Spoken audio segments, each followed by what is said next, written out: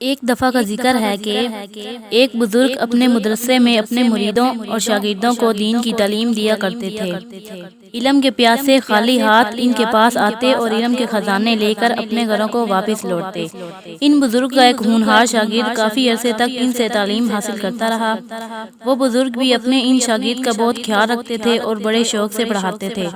شاگرد تو یہ چاہتا تھا کہ ساری زندگی استاد محترم کی زندگی میں ہی حاضر رہیں اور علم حاصل کرنے کا یہ سلسلہ جاری رہے، لیکن وہ وقت بھی آ گیا جب بزرگ نے اس سے کہا کہ تم اب تک جتنی تعلیم حاصل کر چکے ہو وہ کافی ہے، اب اپنے علم اور اچھے کاموں سے مخلوق خدا کو فائدہ پہنچاؤ۔ شاگرد کو اپنے مرشد اور استاد کا حکم ماننا پڑا، لہذا اس نے گھر جانے کی تیاری شروع کر دی۔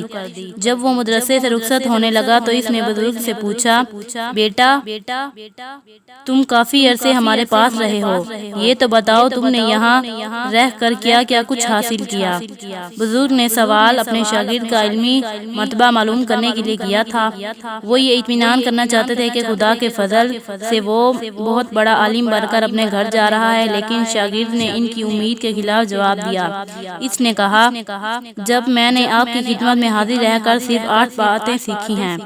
صرف 8 باتیں؟